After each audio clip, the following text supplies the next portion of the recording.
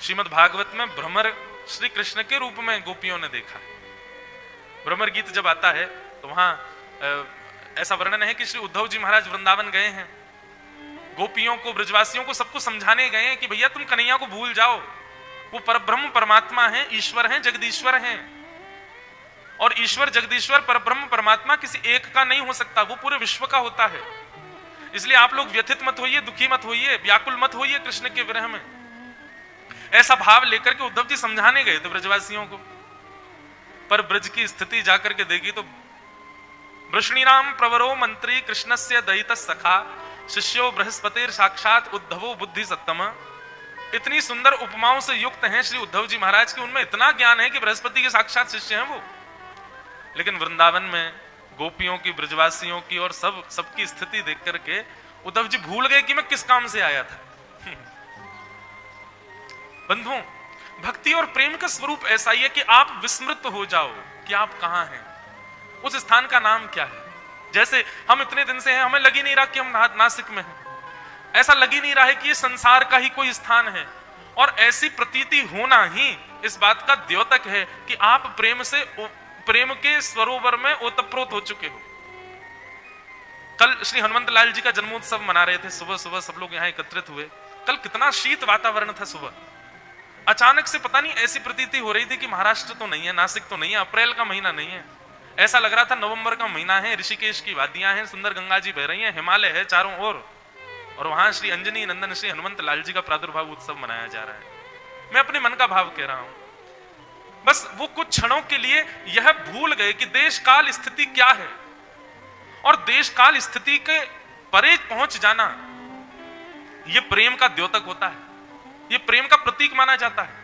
आपको यह पता है कि मैंने सुबह क्या खाया, मैं कहां हूं, मैं किस भाव में हूं, ये कौन सी जगह है, मेरा नाम क्या है, इसका मतलब भी प्रेमी नहीं हुए आप। प्रेमी तो विस्मृति में चला जाता है, भूल जाता है सब। तो उद्धव जी महाराज भूल गए मैं किस लिए आया था वृंदावन।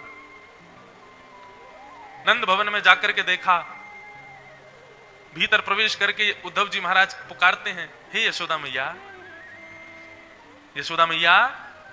उद्धव जी का स्वर सुनकर के भीतर कक्ष में अपने किसी कार्य को कर रही यशोदा मैया निकल करके आती हैं, अपने होठों पर उंगली रख करके बोले, शांत रहो, धीरे बोलो, इतनी जोर से मत बोलो, मेरो लाला अभी सोयो है, अभी अभी मैंने वाकु सुलायो है, सुवेरे ते रो रो मेरो ब्याह करा दो। कभी माखन मांगे, कभी बहू मांगे, कभी चंदा मांगे, कभी कछु मांगे, जैसे तैसे मैंने वाकु सुवायो है, इतनी जोर से बोलोगे उठ जाएगो। उद्धव जी महाराज यशोदा मैया की स्थिति को समझ नहीं पा रहे। मैया कहां है आपके लाला? बोले पलना में सो रहा है, बड़ा उद्यमी है, गोद में ना सोवे, अब बिस्तर पर ना सोवे, पलना में सोवे। उद्धव जी महाराज बोले, मुझे दिखाएंगे जरा पलना कहां है। पलना के पास ले जाती हैं, उद्धव जी से कहती हैं, हल्ला मत करियो, उठ जाएगा मेरो लाला। और जैसी पलना के पास पहुंच करके पलना में हाथ रखती हैं यशोदा मैया, वहीं गिर जाती हैं, रुदन करने लग जाती हैं। बोले, अरे मैं तो भूल गई कि कन्हैया तो चलोगे हो, इतने वर्ष है गए वाकू तो गए भय, अरे मैं हूं बूढ़ी है गई हूं, बाबड़ी है गई हूं, मुझको पता ही ना, याद ही ना रहे। और मैं तो सवेरे तो खीर और बना रही है धोटे दूध की कि आज लाला को खीर पवाऊंगी, मैं हूं कैसी बाबड़ी हूं, अरे मैं तो भूल ही गई कि इतने साल है गए कन्हैया को गए भय। उद्धव जी महाराज स्तब्ध होकर के बैठे हैं, इतने वर्ष हो गए कृष्ण को गए हुए, यशोदा मैया की स्थिति आज भी ऐसी है। वो अभी ये विचार करती हैं कि कृष्ण यही है। अरे किसी व्यक्ति के परम प्रिय के दूर जाने पर उसकी उपस्थिति का अनुभव हम मानवों को ज्यादा से ज्यादा 1, 2, 3 दिन तक रहता है। बस ऐसा लगता है कि अभी निकल के आ रहा होगा कमरे से, अभी यहीं बैठा होगा। यहां वर्षों बीत गए हैं और ब्रजवासियों को ऐसी भ्रांति अभी भी होती है कि कन्हैया अभी यहीं घूम रहे हैं। उद्धव जी महाराज इस रूप को समझ नहीं पाए। बड़ा सुंदर वर्णन है बंधुओं उद्धव गोपी संवाद। मैं तो कथाओं में कहता ही नहीं हूं उद्धव गोपी संवाद, इतना मधुर और इतना करुण प्रसंग है कि ज्यादा मैं बोल नहीं पाता उसको। पर बात भ्रमर की आई है। तो उद्धव जी जब वृंदावन गए थे ना, तो भगवान ने अपना पटका और अपना मोर पिच उद्धव के साथ भेजा था, और बाकायदा लगा करके उद्धव जी के मुकुट में मोर पिच लगाया है, गले में अपना काली कमली पहनाई है। उद्धव जी बोले, ऐसा क्यों कर रहे हो आप? भगवान बोले, इसके बिना जाओगे तो ब्रजवासी तुमसे बात नहीं करेंगे। उद्धव जी महाराज भ्रमण करते करते जब एक वन में पहुंचे जहां समस्त गोपियां बैठी थीं, और बैठ करके बीच में मध्य में श्री जी बैठी हैं, श्री राधा रानी बैठी हैं, और आपस में सब गोपियां चर्चा कर रही हैं। और चर्चा क्या कर रही हैं? यह चर्चा छुप करके श्री उद्धव जी महाराज सुन रहे थे। श्री कृष्ण को वृंदावन से गए वर्षों हो गए, पर आज भी गोपियों की ऐसी चर्चा। एक गोपी कहती है, मैं तो जमुना जल भर के आ रही कल, और लाला ने एक गिलोय से ऐसी जोर से मटकी फोड़ी मेरी, मैं पूरी भीज गई ऊपर से नीचे तक। मैंने की दारी के तो अभी बताऊं मैं लाला के पीछे पीछे भागी, और जैसे तैसे किसी घाट पे जाकर के जैसे ही मैंने वहां को हाथ पकड़ो, बस पकड़ में आवे ही वारो हो, इतने में मेरी आंख खुल गई, मुझको तो पता चली ये तो स्वप्न है। तो सब गोपियां इतने भाव से सुन रही होती हैं, और जैसी कहती है स्वप्न था, रुदन करने लग जाती हैं। बोले हम तो भूल ही गई थी तेरी बात सुन के कि कन्हैया तो चले गए। इस प्रकार की स्थिति गोपियों की। तभी श्री जी की नजर पड़ी, एक वृक्ष के पीछे मोर पिच्छ लहरा रहा है, काली कमली लहरा रही है। श्री जी समझ गई ठाकुर जी तो नहीं है। क्यों? क्योंकि ऐसा वर्णन अभी वृंदावन द्वारिका ब्रज द्वारिका मिलन महोत्सव द्वारिका में हुआ, तो वहां एक भाव पढ़ने में आया कि किशोरी जी से जब द्वारिकाधीश कुरुक्षेत्र में मिलने के लिए गए, मतलब भगवान के ब्रज से 100 वर्ष बाद, जाने के 100 वर्ष बाद, तो भीतर शिविर में बैठी हुई किशोरी जी ललिता विशाखा से कहती है, मुझे ऐसा क्यों लग रहा है कि श्री कृष्ण आ रहे हैं। वो कहती नहीं नहीं, श्री कृष्ण का तो अर्चन चल रहा है, वो कैसे आएंगे। बोले नहीं, मुझे उनके तन की सुगंधी आ रही है।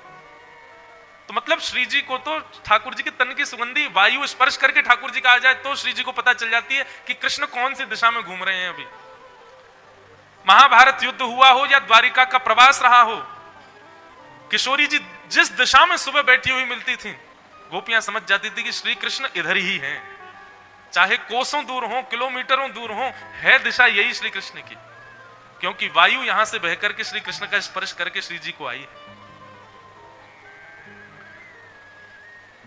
तब उद्धव जी को केंद्र में लेकर के श्री जी ने, किशोरी जी ने उद्धव को सुनाते हुए यह गीत गाया, जिसको भ्रमर गीत कहते हैं। मधुपकितव बंधो मास्पृशांघ्रिं सपत्न्या कुच विलुलित माला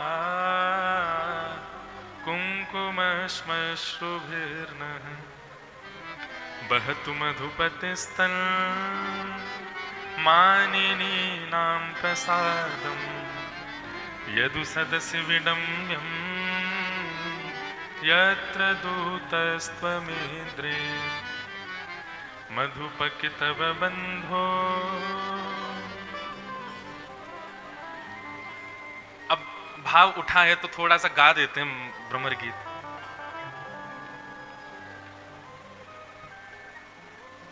उद्धव बैठे हैं एक वृक्ष के पीछे, और तभी एक भंवर वहां उड़ता हुआ आ गया। किशोरी जी केंद्र करके सुनाना तो चाहती हैं उद्धव को, पर तभी उस भ्रमर को देख करके गोपियों से कहती हैं, अरे देखो ये काला काला भ्रमर आ रहा है, कहीं ऐसा तो नहीं है श्री कृष्ण ही भ्रमर का रूप धारण करके हम मेरी और तुम सबकी बातें सुनने के लिए आए हैं। तब एक गोपी कहती है, ये तो भ्रमर है, ये कृष्ण कैसे हो सकते हैं। बोले अरे देखती नहीं है, इसका रंग भी काला है और हमारा कन्हैया भी काला है, और केवल इतना ही नहीं, ये दोनों भीतर से भी काले हैं। तब एक दूसरी गोपी कहती है, अरे ऐसा क्यों कह रही हो, भीतर से काला तो मत कहो ना। बोले क्यों ना कहें काला, इस भ्रमर का और कृष्ण का एक सा ही तो स्वभाव है। बोले कैसे। बोले जिस प्रकार ये एक पुष्प पर नहीं डिटता, एक से दूसरे पुष्प पर, दूसरे से तीसरे पुष्प पर, तीसरे से चौथे पुष्प पर, सब पुष्पों के ऊपर जाकर के उनका रस ले लेता है, ऐसे ही तो श्री कृष्ण भी हैं। कुछ दिनों तक हम सबके मध्य रहे और मध्य रह करके ब्रज की सब गोपियों का सुंदर आनंद रस ले रहे थे, और अब हमको छोड़ करके हम मथुरा चले गए, और मथुरा जाकर के अब वहां की सुंदर गोपियां होंगी, उनके मध्य रहते होंगे। तब एक गोपी बोले, अरे ऐसे मत कहो ना, उनको कष्ट हो जाएगा सुनेंगे तो। तब कहते हैं, अरे सुनने दो, कष्ट हो इसीलिए तो बोल रही हैं। किमिह बहुषढंग्रे गायसी त्वं यदूना मधिपति मृगहाणा अग्रतो नः पुराणम् विजय सख सखीनां गीयतां तत्प्रसंगः क्षपितक चरुजस्ते कल्पयन्तिस्तमिष्टाः। महाराज जी, ये श्लोक जो है ना, इसमें हम व्यासों को गाली दी गई है। गोपियां कह रही हैं, बोले ये हमारी कृष्ण विरह में ऐसी हालत हुई कैसे? जड़ जड़ बताओ, जड़ कहां है, कहां से आया ये कृष्ण प्रेम हमारे भीतर? तब एक गोपी कहती, अरे कथा वो सुन ली थी एक बार हमने, और तब से ही श्री कृष्ण से प्रेम हो गया। और वो व्यास जी तो कथा सुना के चले गए और हमको प्रेमी बना गए। ना तो प्रियतम मिला और ना वो व्यास जी मिले कभी। गोपियां कहती हैं, हमको तो ऐसा लगता है कि ये कृष्ण जो है ना, इसने कथाकारों को घूस दे रखी है। बोले काय बात की घूस दी है? बोले इसने कह रखा है, बोले मेरी बढ़िया बढ़िया कथा सुना करके सब लोगों को मेरे प्रेम में आतुर कर दो और इसके बदले में तुमको जो है वैकुंठ दूंगा। इसीलिए ये व्यास इतनी चिकनी चुपड़ी बातें बोल करके और कृष्ण से प्रेम करा देते हैं हम लोगों को। व्यासों को घूसखोर कह रही हैं गोपियां। और बोले घूस खिलाई किसने है? बोले श्री कृष्ण ने खिलाई है। इसको व्याज स्तुति है ये भ्रमर गीत। गा तो स्तुति रही है भगवान की, लेकिन सुना सुना करके गा रही हैं। आहा, क्या कह रही हैं? मृगयुरिव कपिंद्र विव्यधे लुब्ध धर्मा स्त्रयमकृत विरूपा स्त्रीजितः कामयाना वलिमपि वलिमत्वा वेष्टयद्भङ्गवद्यः स्तदलमसितसख्यै दुस्त्यजस्तत्कथार्थः। बोले ये कन्हैया ऐसा ही करता है। और ये भैया केवल कृष्ण रूप में कपटी नहीं है, ये जन्म जन्मांतर से कपटी है। एक गोपी बोली, अरे ऐसा क्यों कह रही हो? तब दूसरी गोपी कहती है, अरे क्यों ना कहूं, यही कृष्ण सत्युग त्रेता में राम बनकर के आए थे। बोले क्या किया इन्होंने वहां पर? तो बड़ी मर्यादा का पालन किया, एक पत्नी व्रती रहे। बोले अरे उसकी बात नहीं है, जरूरी थोड़ी है कि केवल पत्नी व्रती होना ही एक मर्यादा का पालन है। बेचारे उस बलि ने क्या बिगाड़ा था इनका? बाली ने उसको छिपकर के बाण मार दिया इन्होंने, और छिपकर के मार करके उसका वध कर दिया। है ना ये कपटी? अपने पूर्व जन्म में भी इन्होंने ऐसा किया था। तभी एक गोपी बोली, अरे ये राम ही थे क्या? कृष्ण पहले राम बन के आए थे? बोले हाँ यही राम तो थे। तब वो कहती है, अरे राम राम, मुझे तो एक कथा और याद आई। बोले कौन सी? बोले स्त्रियमकृत विरूपा स्त्रीजितः कामयाना। अरे क्या बिगाड़ा था बेचारी उस शूर्पणखा ने? बेचारी ब्याह करने आई थी इनसे, चरणों में आकर के केवल निवेदन किया था कि तुम मुझे बहुत अच्छे लग रहे हो, मेरे से ब्याह कर लो। खुद ने तो ब्याह किया नहीं उससे, और उसको किसी और से ब्याह करने लायक छोड़ा भी नहीं। उसके नाक कान काट दिए, नाक कान कटवा करके उसको विरूप कर दिया। भैया या लाला को तो पहले से ही स्वभाव ऐसा है, हम लोग कैसे फंस गए यहाँ के चक्कर में, हमें पता ही नहीं चली कि लाला ऐसा है, नहीं तो यहाँ से कभी प्रेम नहीं करती हम। वलिमपि वलिमत्वा यदनुचरित लीला कर्ण पीयूष विप्र। बलि के दरबार में गए और उससे जाकर के बोले 3 पग जमीन चाहिए मुझको, यही वामन बन के आए थे। बलि कह रहा था, अरे कोई राज्य मांग लो मुझसे, बहुत बड़ा महल मांग लो, कोई नगर मांग लो, गांव मांग लो, शहर मांग लो, देश मांग लो, ये 3 पग जमीन क्या? नहीं मुझे तो 3 पग जमीन ही चाहिए। ये हमारो नेक्स्ट सो लाला वा के पीछे पड़ गयो, 3 पग जमीन दे मोको। और जैसी वाने संकल्प कियो 3 पग जमीन देवे को, इतने में ही विशाल विराट रूप धारण कर लिया। 2 पग से तीनों लोक नाप लिए और तीनों लोक नाप करके बोले, हे शेषनाग जाकर के इसको बंदी बना लो बलि को, इसने 3 पग जमीन देने का वरदान दिया, मैंने 2 पैरों में ही तीनों लोक नाप लिया, अब कुछ बचा ही नहीं है, तीसरा पैर कहां रखूं मैं? अरे बहन हम तो बड़ी गलत फंस गई, हमें पता होती कि यही वामन होतो, यही राम होतो, और वही कृष्ण बन के आगे हो, तो या को तो स्वभाव है, ये तो ऐसे ही करे सबन के संग में।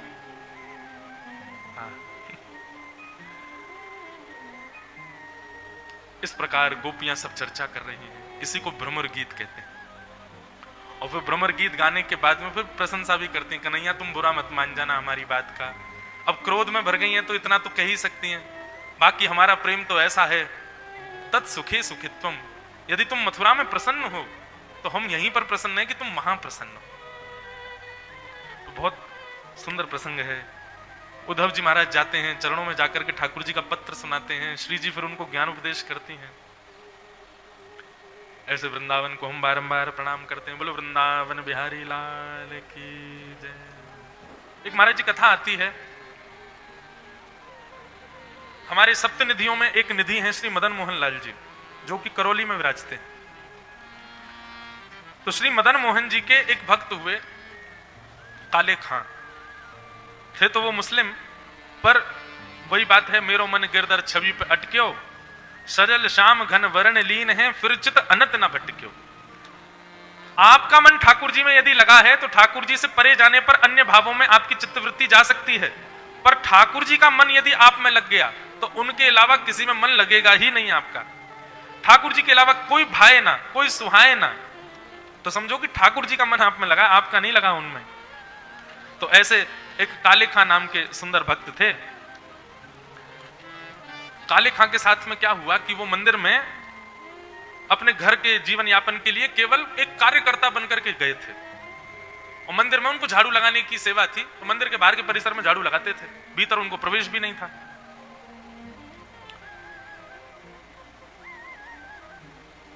लेकिन वही बात है ना कि भाव कुभाव अनख आलसहु नाम जपत मंगल दिश दशहु। कोई किसी भी भाव से मेरे पास आ जाए, अगर मुझे उसका भाव प्रिय लग गया तो मैं तो स्वीकार कर लेता हूं।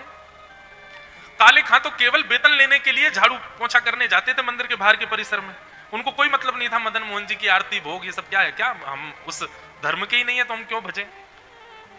लेकिन एक दिन झाड़ू लगाते लगाते लगाते जैसे मुख्य द्वार के सामने से झाड़ू लगा के जा रहे थे, देखते भी नहीं थे वो भीतर। बोले क्या करना है देख के, हमारे खुदा हैं, हम इनके भगवान को क्यों देखें। गलती से उनकी दृष्टि भीतर पड़ गई और उस समय गर्भगृह के कपाट खुले हुए थे। त्रिभंग लली श्याम सुंदर का जैसे दर्शन किया काले खां ने, बस वो एक क्षण का दर्शन हुआ और इतने में ही पुजारी जी ने पर्दा कर दिया। तो जैसे मानो किसी प्यासे को एक बूंद जल दिखा करके और फिर पूरा घड़ा फोड़ दिया गया हो। काले खां अपना हृदय पकड़ करके बैठ गए, बोले कि ये मैंने, मुझे हुआ क्या, ये मेरी इच्छा क्यों हो रही है कि मैं भीतर दौड़ के जाऊं, पर्दा हटा के फिर उसको देख लूं। अरे भाई, जहन्नुम में जाना पड़ेगा, अपने खुदा को छोड़ करके किसी और के खुदा को देख रहा है। बार बार कान पकड़ने लगे, बार बार अपने चित्त को पकड़ करके और शांत होने लगे। लेकिन यहां काले खां ने नहीं देखा है, ठाकुर जी ने देख लिया काले खां, और जिस पर उनकी दृष्टि पड़ गई हो फिर वो कहां जा सकता है। अब तो काले खां की स्थिति ये हो गई कि दिन रात रैन उसके चित्त में केवल वो मोहिनी मूरत, सांवली सूरत, कैसे पैर करके खड़े, कभी कभी तो स्वयं अपने पैरों को त्रिभंगी बनाने का प्रयास करता। बोले ऐसे खड़ा था, ऐसे उसके हाथ थे, ऐसे सिर झुका रखा था, ऐसे खड़े होके सुंदर कौन लगता है, वो मुझे सुंदर क्यों लगा। अब तो दूसरे दिन वो वेतन के लिए और झाड़ू लगाने की भावना से नहीं, अब तो मौका ढूंढने के लिए मंदिर गए थे कि मुझे वो दिख जाए, फिर से दिख जाए। दर्शनार्थी खड़े होते, नीचे दहली पे से ऐसे उछक करके काले खां दूर से ही देख लेते और नीचे से ही मदन मोहन जी की छवि दिख जाती। पीछे जाकर के खूब रुदन करते, स्वयं से पूछते मुझे हो क्या रहा है, मैं क्यों आसक्त हो रहा हूं इनमें, ये मुझे अच्छे क्यों लग रहे हैं। लेकिन बंधुओं, जब विरह में व्यक्ति व्याकुल होता है ना, तो विरह व्याकुल व्यक्ति को यह नहीं लगता कि मुझे कोई समझाए। विरह व्याकुल व्यक्ति को लगता है कि बस सब चले जाओ, मुझे विरह में रहने दो, मुझे नहीं समझना कुछ। सांसारिक विरह होता है तो उस व्यक्ति को चाहिए कि मुझे कोई संभाले, पर कृष्ण विरह में व्याकुल व्यक्ति को लगता है कि मुझे एकांत छोड़ दो, मुझे रोने दो, मुझे कोई संभालो मत। काले खां की स्थिति दिन ब दिन ठाकुर जी के दर्शन करके ऐसी होने लगी और वे प्रत्येक दिन भगवान के और समीप पहुंचने लगे। लेकिन बात वही है ना कि प्रेम छुपाए से छुपता नहीं है। संसार में बंधुओं दो वस्तु ऐसी हैं, उनको कितना भी छुपा लो वो छुप नहीं सकती। पहला सत्य, आप कितना भी उसको छुपाने का प्रयास कर लो, एक दिन वो प्रकट हो ही जाएगा। और दूसरा प्रेम, ये दो कभी छुप नहीं सकते। इनके लिए कोई स्थान, सुरंग बनी नहीं जहां पर इनको छुपाया जा सके, ये प्रकट हो जाते। काले खां का प्रेम धीरे धीरे प्रकट होने लगा। सबके लिए प्रकट हो रहा था तो सबको तो आश्चर्य लगता था, अरे वाह, ये देखो ये कैसे मुसलमान होकर के भगवान को भजता है, ठाकुर जी को देखने के लिए लालायित रहता है। लेकिन उनकी पत्नी और परिवार के लोगों को यह बहुत पीड़ादायी लगने लगा। लेकिन अब काले खां ज्यों-ज्यों मदन मोहन जी के उपासक होते जा रहे थे, त्यों उनको फर्क नहीं पड़ रहा था। ये वैष्णव का स्वभाव है, उसको फर्क कम पड़ता है चीजों से। कौन क्या बोलेगा, क्या सोचेगा, क्या कहेगा, इन विचारों से परे होता है वैष्णव। और जो इन विचारों में पड़ा है, समझो कि अभी वो बना नहीं है वैष्णव। उसको ये स्थिति है, कौन क्या बोलेगा, लोग क्या कहेंगे। है तो पिक्चर का गीत, लेकिन एक वैष्णव के स्वरूप पर फिट बैठता है। कुछ तो लोग कहेंगे, लोगों का काम है कहना, छोड़ो बेकार की बातों को, बीत ना जाए रहना। लोग तो कहते रहेंगे, पर काले खां पर उसका कोई असर नहीं हुआ। काले खां जाता था, जाकर के केवल दहली से ठाकुर जी को देख लेता था और बस इतने में ही वो संतुष्ट था। प्रेमी का एक और स्वभाव, वो ज्यादा समीप भी नहीं आना चाहता, वो मध्यस्थी ही रहता है। लेकिन काले खां के यहां एक विडंबना थी कि काले खां को कोई भी संतान नहीं थी। तो इसकी वजह से उसके परिवार के सब लोग ताने देते थे कि अपने खुदा को भजे तो खुदा रहम करके तेरे को कुछ देगा। अब तो दूसरों के खुदा को भजता है, तो वो हमारा है ही नहीं, तो हमको संतान देगा क्यों।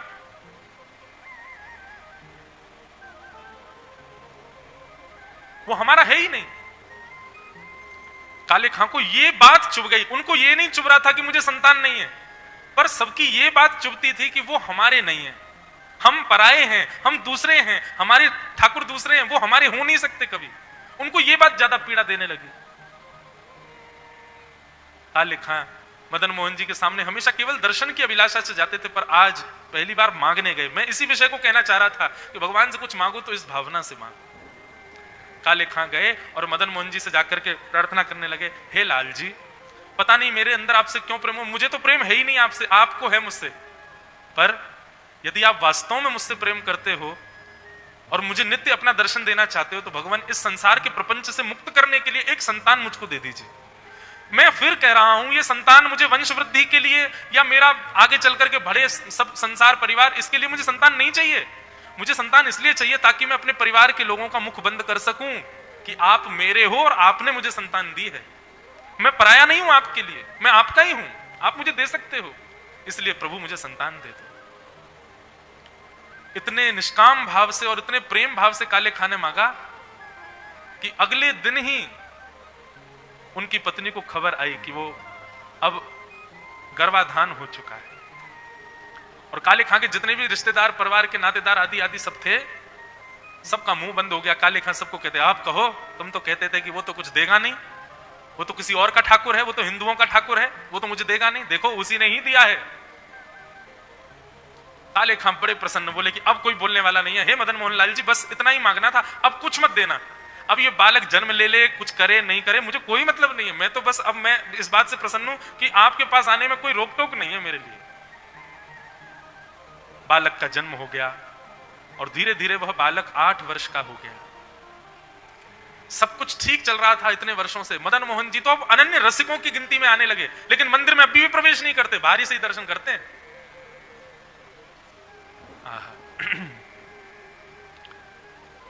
श्री काले खां 8 वर्ष का पुत्र हो गया, अब सब कुछ ठीक चल रहा था। और अचानक क्या हुआ कि खेलते खेलते वन में खेल रहा था उनका पुत्र, और उसको एक काले सर्प ने डस दिया। और जैसे ही डसा, पूरा शरीर नीला पड़ गया, मुख से झाग निकलने लगे उसके मित्रों ने जाकर के मां को खबर दी। उसकी मां दौड़ करके गई, देखा कि मेरा पुत्र मुख से झाग निकल रहे हैं, विष लग गया, नीला पड़ गया शरीर, किसके पास जाऊं। काले खां के पास दौड़ी दौड़ी गई, और उस समय राजभोग आरती चल रही थी श्री मदन मोहन लाल जी की, जिसको कभी नहीं छोड़ते थे श्री काले खां। उसी समय पत्नी पहुंच गई, और पत्नी ने पहुंच करके काले खां को जाकर के पकड़ा, बोली जल्दी चलो, हमारे पुत्र को काले सर्प ने डस दिया है और उसको जल्दी लेके जाना पड़ेगा किसी वैद्य के पास, नहीं तो हमारा पुत्र मर जाएगा। काले खां के तो नेत्रों से नीर बह रहे थे, मदन मोहन लाल जी की सुंदर छवि को देख रहा था। बंधुओं देखो, भक्त होना कितना कठिन है। अपने आप को रख करके देखो, भगवान ना करे ऐसी स्थिति कभी बने, पर परिवार की कोई विषम स्थिति अगर हमको आके बता दे, तो हम तब भी भक्ति में लीन रह सकते हैं? नहीं, हम तुरंत त्याग देंगे, हम तुरंत भाग जाएंगे वहां से। पर काले खां तो वहीं ठाकुर जी को देख रहे हैं, मधुर स्वरूप ठाकुर जी का दर्शन कर रहे हैं। पत्नी बहुत देर तक कहती रही, लेकिन काले खां के चित्त पर कोई असर नहीं पड़ा। बोले अरे पाप लगेगा तुमको, नरक में सड़ोगे। अरे कैसे पिता हो, कैसे व्यक्ति हो, कैसे मुसलमान हो? एक तो अपने खुदा को छोड़ दिया, ऊपर से अपने पुत्र की मृत्यु पर भी तुमको कोई शोक नहीं हो रहा है, उसकी स्थिति पर कोई शोक नहीं, अब भी इसको देखे जा रहे हो। मदन मोहन लाल जी के रूप को देख रहे थे श्री काले खां, और मनी मन मदन मोहन जी से कह रहे थे, मिल गया चैन आपको? मैं रोज यही चिंता करता था कि अब सब बढ़िया चल रहा है, अब सब बढ़िया चल रहा है, अब सब बढ़िया चल रहा है, ए ठाकुर जी बस मुझे कुछ नहीं चाहिए, बस कोई रुकावट मत आने देना। लेकिन कालिया तू भी मानता नहीं है बिना रुकावट के? हाँ, अरे मेरा कोई मोह नहीं है उस पुत्र में, क्यों उसको डसवा दिया? और उसको कोई काले सर्प ने नहीं डसा, तुम ही गए थे उसको डसने, मुझे पता है। सबसे बड़े काले सर्प तुम ही हो, मुझे डस दिया सालों पहले, आज तक मैं उस विषय से उभर नहीं पा रहा हूं तुम्हारे प्रेम के, अब मेरे पुत्र को डस दिया। अरे मुझे तुम्हारा वियोग नहीं चाहिए, क्यों करते हो ऐसा? पत्नी बोली, तुम तो यहीं मर जाओ, तुमसे अच्छा तो मैं अकेले पाल लूंगी अपने घर को। राजभोग के बाद मंदिर बंद हो गया। काले खां विचार करने लगे, क्या करूं?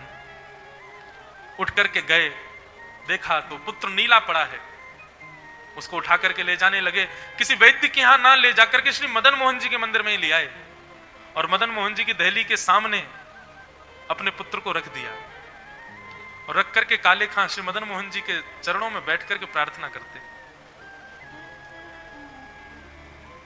कि मुसफक सफीक रफीक दिल दोस्त मेरे। ये काले खां के शब्द हैं, आज भी मदन मोहन जी के सामने गाए जाते हैं कि मुसफक सफीक रफीक दिल दोस्त मेरे, मेरी नजदीकी हकीकी ख्याल कीजिए, मेहरबान कदरदान आला तू जहान बीच, मुझसे गरीबों के गुनाह माफ कीजिए। कि काले बेकरार खड़ा तेरे दरबार बीच, नंद के कुमार जरा गौर अब कीजिए। और सबसे सुंदर शब्द, हिंदुओं के नाथ हो तो मेरा कोई दावा नहीं, हो जगन्नाथ तो कृपा मुझ पे कीजिए, हो जगत के नाथ तो कृपा मुझ पे कीजिए। ए मेरे दोस्त, मेरे नित्य नेत्रों को सुख देने वाले श्याम सुंदर, आज काले तेरे द्वार पर खड़ा है। दुनिया मुझे ताने देती है कि तुम केवल हिंदुओं के हो, पर मैंने एक दिन गुसाई जी से सुना था कि तुम्हारा एक नाम जगन्नाथ भी है, तुम जगत के नाथ हो। और यदि जगत के नाथ हो तो जगत में तो सब आते हैं ना, केवल हिंदू थोड़े ही। जगत में तो जीव भी आता है, जगत में तो मैंने तो यह भी सुना है कि तुम गजेंद्र की रक्षा भी करते हो, जो इंसान भी नहीं है।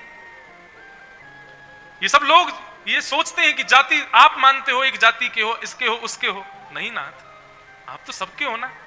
हिंदुओं के नाथ हो तो मेरा कोई दावा नहीं, हो जगत के नाथ तो कृपा मुझ पे कीजिए। और जैसे ही कहा हो जगत के नाथ तो कृपा मुझ पे कीजिए, नेत्र बंद करके अश्रुधार बह रहे हैं काले खां के। ठाकुर जी के सामने खड़ा खड़ा गा रहा है काले, सामने मृतक पुत्र पड़ा है, हजारों लोग चारों ओर देख रहे हैं तमाशा क्या चल रहा है। इतने में ही वो नन्हा सा बालक उठ करके खड़ा हो गया और अपने पिता से कहने लगा, पिताजी पिताजी पिताजी। अपने पुत्र को जीवित अवस्था में देख तुरंत हृदय से लगा लिया। बोले पिताजी बाद में हृदय से लगाना, पहले ये बताओ वो कहां गया? बोले कौन कहां गया? बोले एक छोटा सा बालक मेरे साथ खेल रहा था, उसमें से बड़ी अच्छी सुगंधी आ रही थी, उसके तन की कांति सांवली थी, उसके नयन बहुत सुंदर थे, मेरी तो नजर नहीं हट रही थी पिताजी। वो मेरी गेंद लेकर के पता नहीं कहां चला गया, अब मुझे दिख नहीं रहा है। पिताजी वो कहां है? काले खां ने अपने पुत्र को गोद में लेकर के सामने मदन मोहन जी के स्वरूप की ओर इशारा करके कहा, देखो तो सही सामने। और पुत्र ने जैसे ही मदन मोहन जी को देखा, पुत्र भी रुदन करने लगा। बोले पिताजी यही तो थे जो मेरे साथ खेल रहे थे, यही तो थे जो मेरे साथ किलोल कर रहे थे, खेलते खेलते बार बार ऐसी मुद्रा में खड़े हो जाते थे, यही तो वो लीला कर रहे थे। और उसी समय काले खां और काले खां का पूरा परिवार श्री मदन मोहन लाल जी का चरण सेवक हो गया। आज भी काले खां की स्तुतियां गाई जाती हैं, काले खां के शब्दावलियों से श्री मदन मोहन जी को रिझाया जाता है। श्री कृष्णदास जी का यह पद मैं किसी कथा में ना गाऊं ऐसा हो नहीं सकता। आपका मन नहीं लगा है ठाकुर जी में, अगर लगा है तो समझो ठाकुर जी ने आपके मन को लगाया है। गिरधर छवि पे अटक्यो मेरो मन, गिरधर छवि पे अटक्यो, गिरधर छवि पे अटक्यो मेरो मन,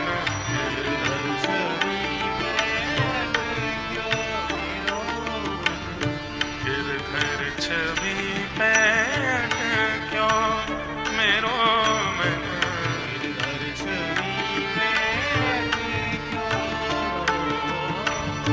ललित त्रिभंगी चाल पे चल के, ललित त्रिभंगी चाल पे चल के, ललित त्रिभंगी चाल पे चल के, ललित त्रिभंगी चाल पे चल के, चिबुक चारु घड़ी खटक्यो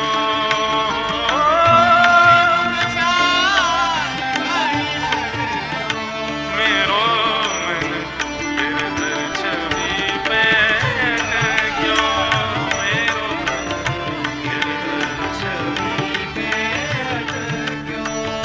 इतनी इस पद के पीछे इतनी सुंदर कथा है। कृष्णदास नाम के भक्त अष्ट सखाओं में महाराज जी, उनका स्वभाव था कि उनको कोई भी अच्छी वस्तु दिख जाती थी ना, तो उस अच्छी वस्तु को ठाकुर जी को अर्पित कर देते थे।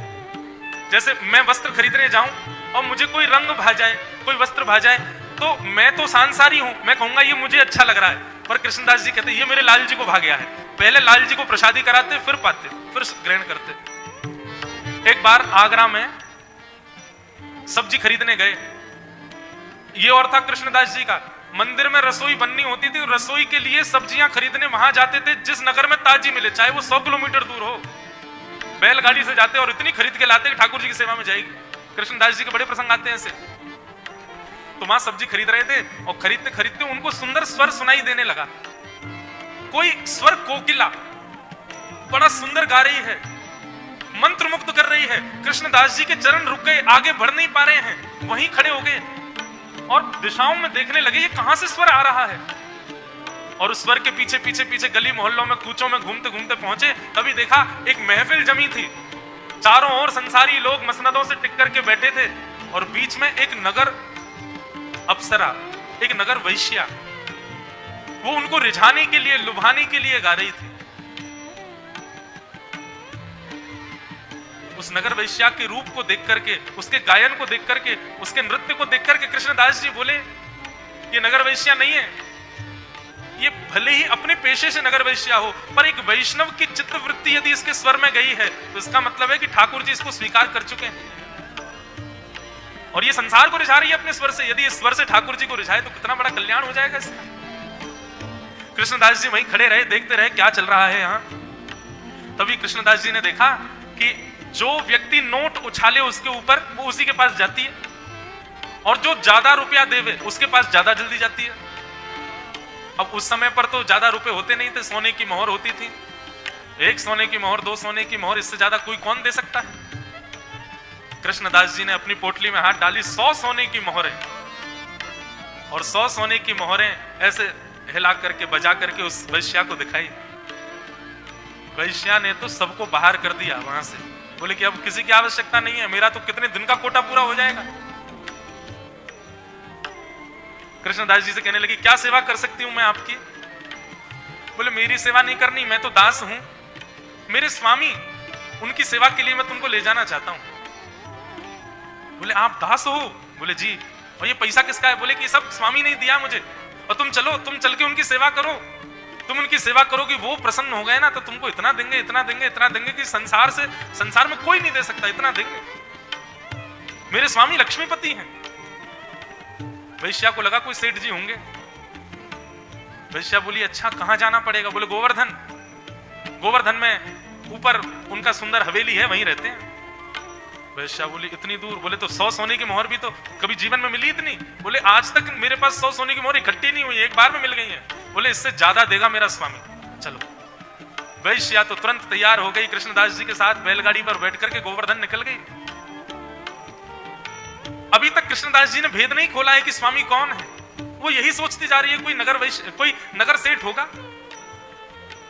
कृष्णदास जी उसको लेकर के जैसे ही हवेली में प्रस्तुत हुए, श्रीनाथ जी राजभोग आरोग रहे थे, प्रसाद लग रहा था ठाकुर जी का, और वो सामने आंगन में खड़ी हो गई। कभी अपने घुंघरू संभाले, कभी अपने वस्त्र आभूषण ठीक करे। कृष्णदास जी से पूछे, मैं ठीक लग रही हूँ ना? बोले बढ़िया लग रही हो, बस उनको रिझा देना, उनको बढ़िया लगनी चाहिए। वैश्या तो अपना ऐसा रज रज के श्रृंगार करे, बोले आज इनके स्वामी को अपने ऊपर वाहवाही करानी है, आज इनके स्वामी को आकर्षित करना है अपने ऊपर। बंधुओं, कृष्ण रीझ हैं, इसलिए किया गया श्रृंगार भी तो भक्ति है, इसलिए किया गया कोई भी स्वरूप भी तो भजन है। भले ये ना पता हो कि स्वामी कृष्ण है, लेकिन स्वामी के लिए तैयार हो रही है तो भजन ही तो बन रहा था उसका। ऐसा स्वर गाऊंगी, ऐसे नाचूंगी, ऐसे भौहें मटकाऊंगी, रीझ जाएंगे मुझ पर, खूब धन देंगे मुझको।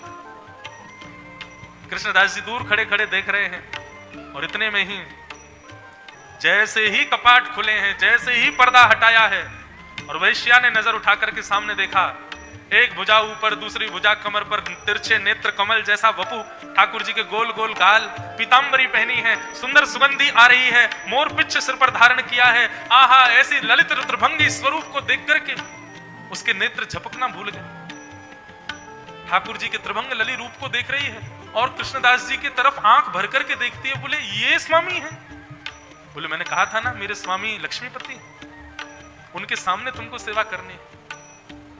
वैश्या बोली मैं आज तक संसार के लोगों को रिझाती रही हूं, पर वास्तव में हे गुरुदेव, आज आपने मुझे बताया कि अपनी किसी भी कला का प्रदर्शन कहां होना चाहिए।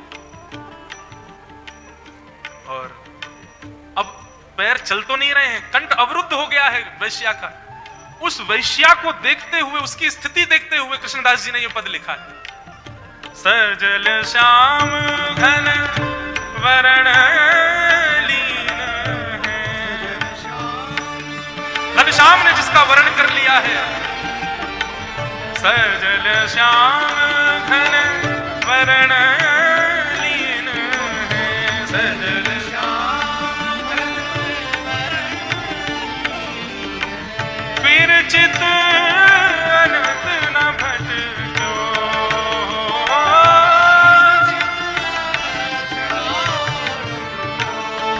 हाँ, फिर चित अनंत न भटको।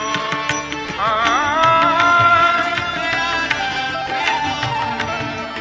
मेरो मन गिरधर छवि बैठो, मेरो मन गिरधर छवि बैठो, मेरो मन गिरधर छवि बैठो।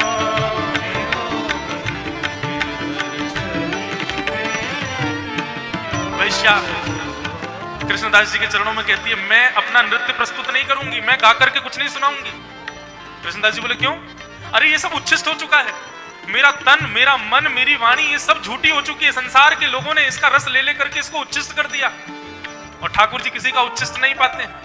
मैं उच्छिष्ट हूं, ठाकुर जी की अधिकारिणी नहीं हूं मैं, लेकिन मैं फिर भी ठाकुर जी को समर्पित होना चाहती हूँ। गुरुदेव मुझे बताओ ना मैं क्या करूं। कृष्णदास जी बोले मेरी बात ध्यान से सुनना। कृष्णदास किए प्राण न्योछावर,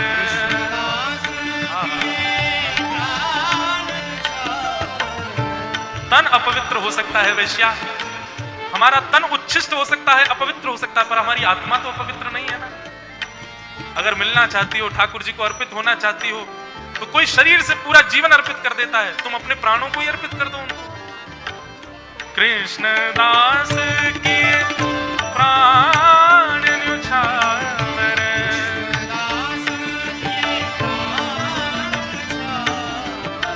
यह तन जग सिर पट क्यों। यह तन जग सिर पट, ओ यह तन जग सिर पट क्यों।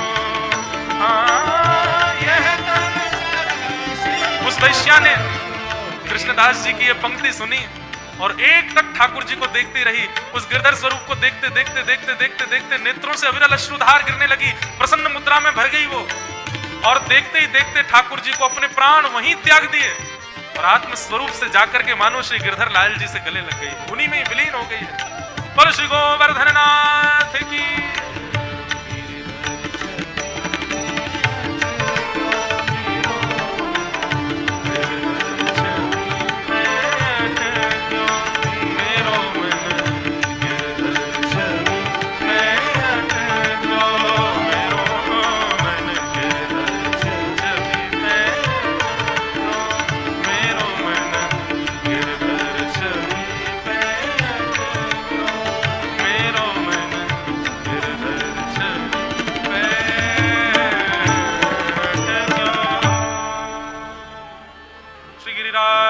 धरण की, प्यारे गिरधर लाल की।